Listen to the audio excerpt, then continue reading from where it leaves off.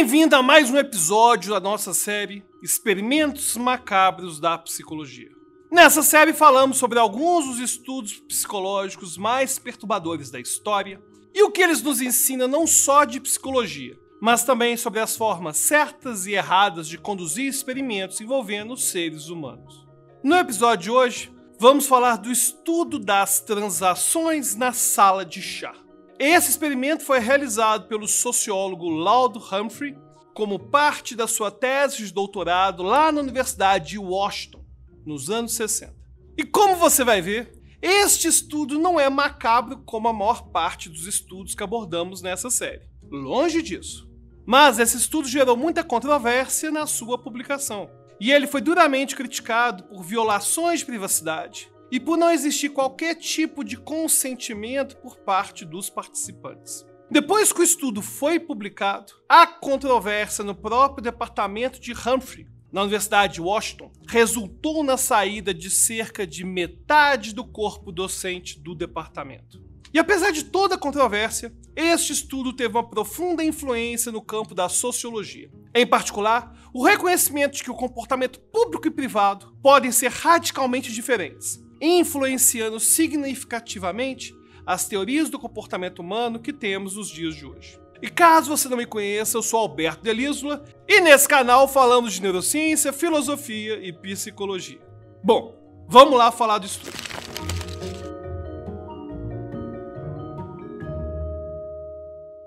Por que o estudo de Humphrey sobre as transações na sala de chá foi tão controverso? Na verdade, o tema do estudo já era sensível e polêmico. Humphrey queria pesquisar sobre a prática de que alguns homens tinham de ir a banheiros públicos para terem relações sexuais com outros homens. E para pesquisar, Humphrey realmente visitou os banheiros públicos. Aí ele observava a prática e anotava suas descobertas. E é importante lembrar que ele decidiu pesquisar sobre esse assunto nos anos 60, uma época que nos Estados Unidos esse comportamento não só era altamente estigmatizado, mas na verdade era ilegal e poderia levar à prisão. Humphrey então queria entender quem eram esses homens que se dedicavam a essas atividades e por que o faziam apesar de todos os riscos envolvidos. Ele passou, portanto, muito tempo nessas salas de chá, que eram como esses banheiros eram chamados, e fez observações cuidadosas sobre o que acontecia. E ele também entrevistou muitos dos homens que participaram e aprendeu o máximo que pôde sobre eles, inclusive sobre suas carreiras e sobre suas vidas pessoais fora desses banheiros. E o que ele encontrou foi realmente surpreendente. O primeiro dado impressionante foi o grande volume de sexo que acontecia no mais ativo desses banheiros. Por exemplo, em um dia particularmente ocupado, Humphrey observou 20 atos sexuais em uma única hora. E ele também via com frequência homens esperando na fila para participarem. E uma segunda descoberta surpreendente foi que, embora todos os participantes obviamente quisessem sexo, eles não queriam intimidade. Na verdade, eles não queriam nenhuma interação social. Por exemplo, Humphrey descobriu que na maioria desses encontros, absolutamente nada era dito. A única palavra de agradecimento foi pronunciada ocasionalmente no final de um encontro, mas isso só aconteceu em uma minoria de interações. Humphrey inferiu que os homens que se dedicavam a esse tipo de atividade queriam que ela fosse rápida, impessoal e anônima. Mas de longe a descoberta mais surpreendente do estudo foi sobre o tipo de homens que frequentavam as salas de chá. Mas antes de falar de todas essas descobertas, eu preciso te lembrar de curtir o vídeo. Não custa nada e é uma forma de você mostrar para o algoritmo do YouTube que o nosso conteúdo é relevante. E é claro, se você já está inscrito no canal e já ativou o sininho, valeu demais por nos ajudar. Bom, e quais foram as outras descobertas de Humphrey? Qual tipo de homens que frequentavam essas salas de chá? Humphrey descobriu que esses homens vinham de todas as camadas sociais. Os frequentadores eram empresários, atendentes de posto de gasolina, médicos, vendedores e tinha até mesmo um padre. Apenas 14% deles eram abertamente gays. E outros 24% eram homossexuais, mas que ainda estavam no armário, que não tinham se declarado para a sociedade como gays. E 38% desses homens que faziam sexo com outros homens não se consideravam nem homossexuais e nem ao menos bissexuais.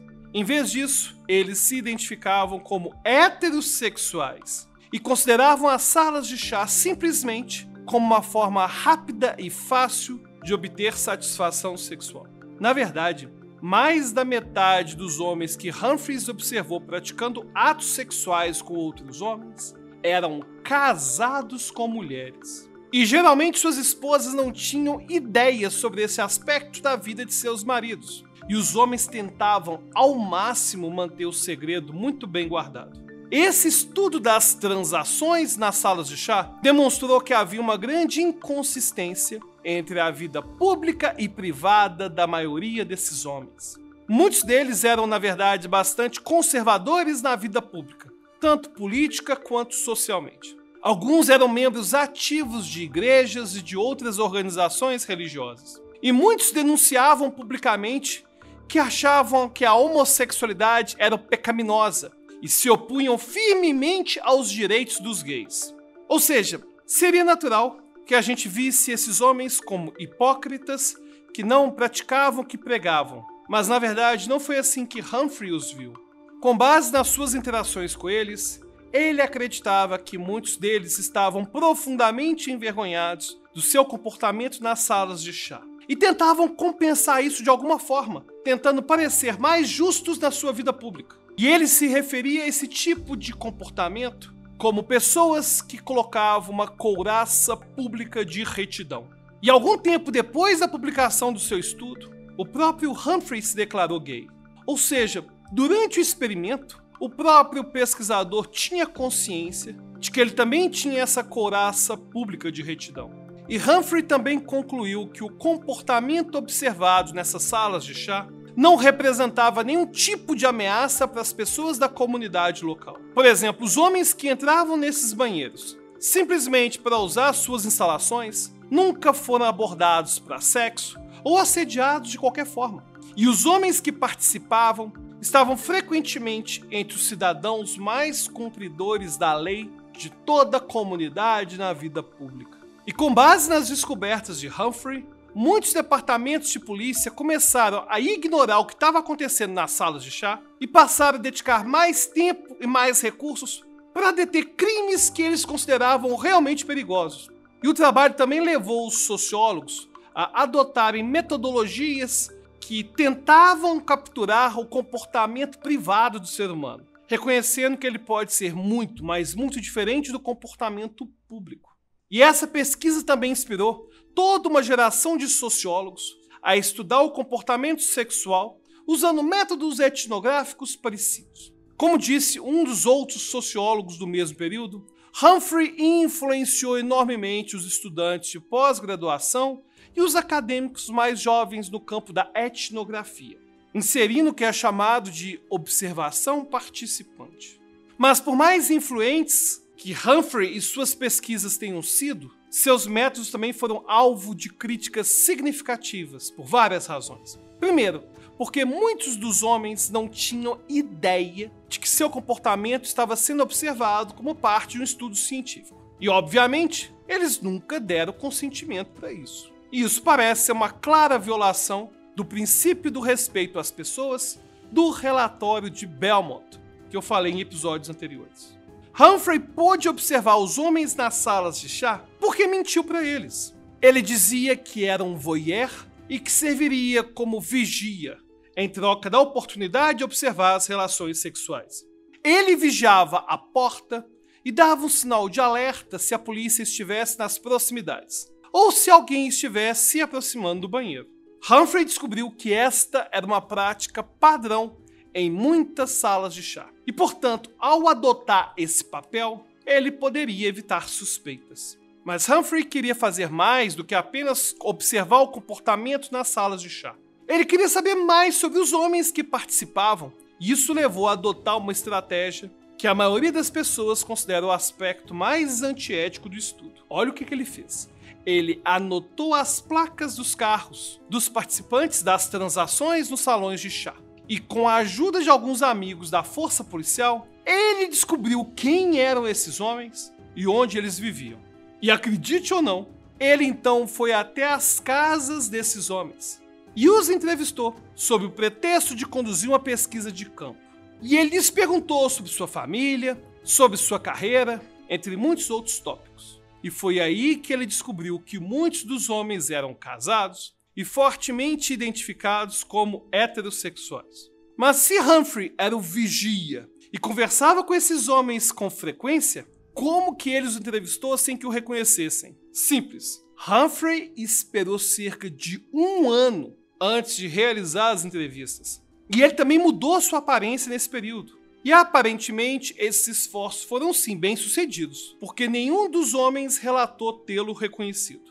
Todas essas práticas de Humphrey foram duramente criticadas. Inclusive, surgiu um movimento no departamento da faculdade que tinha como objetivo que seu título de doutorado fosse revogado. Mas essas críticas não ficaram apenas no campo acadêmico. Um artigo com o nome de Sociological Snoopers, bisbilhoteiros sociológicos, publicado em 1970 no jornal Washington Post, levou a questão ao debate público. Nas palavras do próprio artigo, estamos tão preocupados em defender nossa privacidade contra investigadores de seguros, detetives de drogas, homens da contra-espionagem, detetives de divórcio e verificadores de crédito, que negligenciamos os cientistas sociais por trás das cortinas de caça, que também estão espiando o que pensávamos ser aspectos privados e secretos de nossas vidas. Mas eles estão lá, nos estudando, anotando, nos conhecendo, tão indiferentes quanto todo mundo ao sentimento de que ser um ser humano completo envolve ter um aspecto de nós mesmos que é desconhecido. Por outro lado, há aqueles que notam a importância do estudo e que defendem sua ética. Eles apontam que essas salas de chá eram espaços públicos e que a observação do comportamento público normalmente não requer o consentimento de uma pessoa. E isso é verdade até hoje. Atualmente não existe realmente uma exigência de que cientistas obtenham o consentimento de pessoas cujo comportamento está sendo observado no espaço público. Mas vamos lá, né? Observar o comportamento sexual no banheiro público, fingindo que você é um vigia que está monitorando a atividade, é bem diferente de observar as pessoas no shopping, no parque ou num jogo de futebol. Sem contar que ele teve acesso aos dados pessoais dessas pessoas lá na polícia. Isso certamente é antiético também. Mas os defensores de Humphrey também ressaltam que ele se esforçou e muito para respeitar a privacidade dos homens que ele estudou. Isso é verdade. Ele realmente protegeu com muito cuidado a identidade desses homens para garantir que nada os prejudicasse. E até onde sabemos, nenhum dos participantes das tais transações das salas de chá sentiu qualquer efeito negativo como resultado do estudo. Mas eu queria saber a sua opinião. O que você acha? Você acha que Humphrey cruzou uma linha ética no estudo dessas transações das salas de chá? E se sim, que aspecto do estudo você acha mais condenável? Tinham formas mais éticas de conduzir um estudo como esse? Deixa seu comentário. E é importante ressaltar que o tema era parte da própria vida de Humphrey, que por muito tempo escondeu de todos a sua homossexualidade. Então será que ele realmente era uma pessoa de fora que fingia não ser parte de todo aquele movimento? Qual a sua opinião? E já pensou em discutir sobre esse tema diretamente comigo e com a nossa comunidade? É só virar apoiador do nosso projeto, né? É só clicar no link da descrição e você vai ter acesso ao nosso grupo secreto do Telegram. E o seu nome poderá aparecer no final do vídeo. E se você quiser sugerir algum tema, ou até mesmo outro experimento para poder ser analisado, é só deixar nos comentários. Obrigado por assistir e até a próxima. Nos vemos no próximo vídeo. Até lá.